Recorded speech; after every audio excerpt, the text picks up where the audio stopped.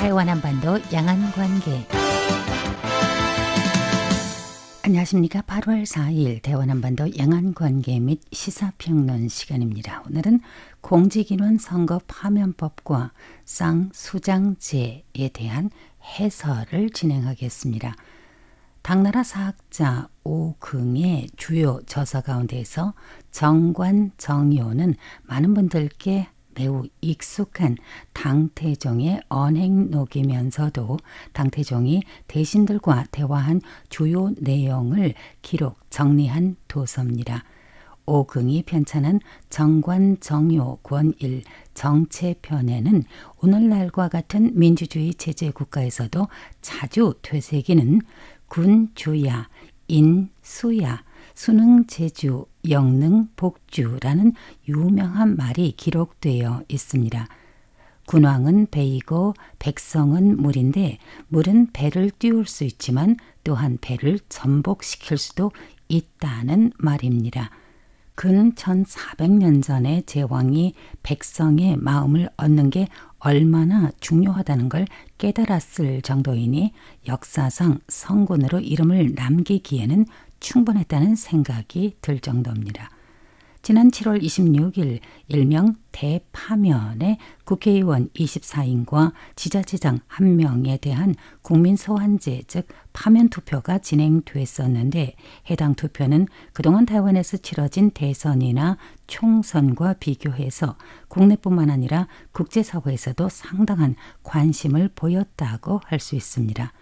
오는 8월 23일에도 7명의 입법위원에 대한 파면 투표가 진행될 것이라서 여전히 국내의 핫 이슈이기도 한데 그동안 파면 투표와 관련해서 시사성 프로그램을 준비하는 과정에서 의외로 대한민국에서는 국회의원에 대한 국민 소환 투표가 없다는 걸 알게 됐습니다. 중화민국의 공직인원 선거 파면법은 1980년 5월 14일에 제정 공포된 현행 중화민국 법률인데 주제하다시피台湾에서는 한동안 국가동란 평정 시기에 적용하는 공직인원 선거 파면법을 실시했었고 정치 민주화가 이루어진 후 지금의 이름으로 바뀐 건 1991년 7월 16일이어서 이제 겨우 35년 된 법률이기도 합니다. 선출직 공무원에는 국가원수 총통에서부터 국회의원, 지자체장, 지방의회 의원 및 기타 시민대표 등등을 망라하는데 1980년에 공직인원 선거 파면법이 제정된 후 선출직 공직자는 임기가 각각 4년제이고 재임이 가능하며 선거 투표는 임기 만료 이전에 정상적으로 진행되어 왔는데 파면 투표는 그렇게까지 큰 관심을 보이지 않았지만 국회의원만을 놓고 볼 경우 제8대 타이페이시 선거구 의원 1명에 대한 파면 투표가 있었고 2017년에는 신베이시 선거구의 제9대 의원 1명, 2021년에는 타이종시 선거구 제10대 의원 1명과 2022년에는 타이페이시 선거구 1명에 대한 파면 투표가 각각 진행된 바 있습니다. 또한 이 모두 부결됐었습니다. 이번 제11대 입법위원 가운데 7월 26일에 거행됐던 국민소환 투표에서 타이페이시, 신베이시, 지롱시, 타오유엔시, 신주시, 타이종시, 화련시와 타이동시 등 총 8개 도시 선거구에 24명의 국회의원 및 신주시 시장에 대한 파면 투표가 진행된 결과 이미 보도한 바와 같이 전수 부결된 바 있습니다. 이렇듯 선출직 공직자는 국민의 투표에 의해서 선출되기도 하며 국민에 의해서 파면될 수도 있습니다. 이러한 최근 국내 정치의 흐름을 따라서 중화민국은 총통제도 아니고 내각제도 아닌 쌍수장제 또는 반총통제라고도 할 수 있는데 왜 그러한지에 대해서 해설하는 시간을 또 계속 가져보겠습니다.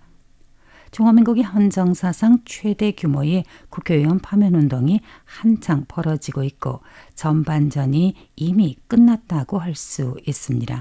비록 전수 부결되어서 원래의 직무를 임기 만료 때까지 지속할 수 있겠지만 이전보다는 더 신중하며 유권자들의 목소리에 귀를 기울이게 될 것이라는 생각이 듭니다.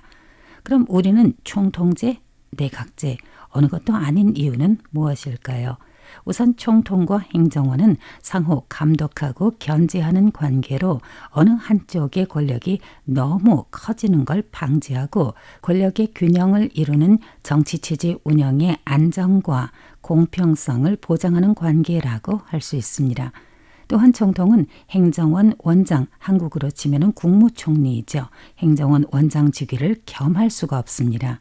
비록 1997년 개헌에서 총통은 입법원의 동의를 거칠 필요 없이 행정원장을 임명할 수 있다라고 규정을 했다 해도 총통이 직접 행정원 원장직을 맡을 수는 없습니다. 이렇게 보면 중화민국은 총통제가 아닌 건 틀리지 않다고 봅니다. 우리는 또 내각제도 아닙니다. 그 이유 중에 최우선시 되는 건 바로 총통의 권력과 책임입니다. 직설적으로 표현하자면 총통은 단지 명목상의 국가 원수가 아닌 실질 권력을 갖는 총통이기 때문입니다. 이 외에 타이완의 선거를 보면 총통을 선출하는 대선과 국회의원을 선출하는 총선이 있습니다.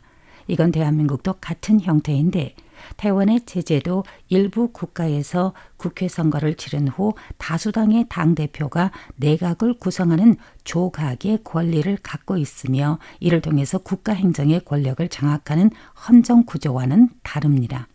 이러한 이유로도 우리는 내각제가 아니라는 게 분명하지만 더 확실한 건 바로 우리의 행정수반, 행정원 원장은 국민에 의해서 선출된 직이 아니라는 점을 들 수 있습니다. 아울러 헌법에는 입법위원은 정부의 관원을 겸할 수 없도록 명확히 규정을 했습니다. 즉 행정권과 입법권의 경계를 분명히 한 것이라서 행정과 입법 사이에는 그 누구도 직책을 겸할 수 없기 때문에 타이완은 내각제가 아니라는 걸 입증해주고 있습니다. 총통제나 내각제가 아닌 중화민국, 그렇다면 국가의 주인은 누구일까요? 국민이 주인이라는 건 의심의 여지가 없습니다. 그런데 지난주에 취재를 나가 헌법 전문가와 이야기를 나누면서 입헌군주제, 민주공화제 등등 우리에게 그리 생소하지 않은 정치체제에 대해서 법률학자 리니엔주 교수의 견해를 경청할 기회가 있었습니다. 혹시 중화민국 원년 즉 1912년 훈정시기 약법이라는 용어를 들어보셨는지 모르지만 여하튼 그 약법은 1947년에 이르러 중화민국 헌법이라는 명칭으로 공포 실행됐습니다.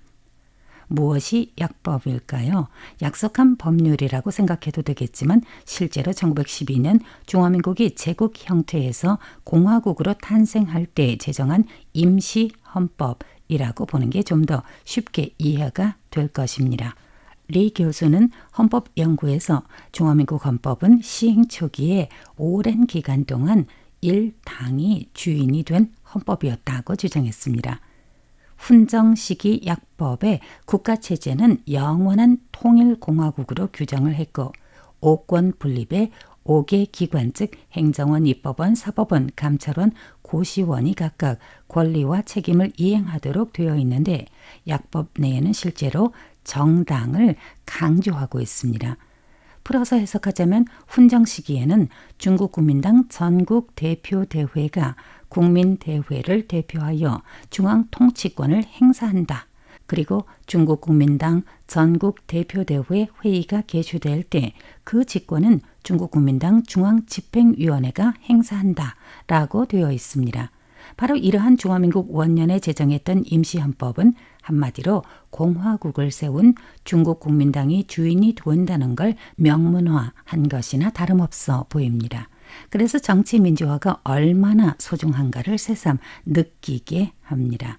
군주 입헌제는 군주 즉 국왕이나 황제가 있어야 그 나라가 존재하는 것이고 정당이 주체가 된다면 그 정당이 있어야 그 나라가 있는 것입니다. 예컨대 지금의 공산주의 국가가 그런 것이죠. 또 지금은 민주주의 공화국이 틀림이 없으니 국민이 주인이라는 데에는 의심의 여지가 없습니다.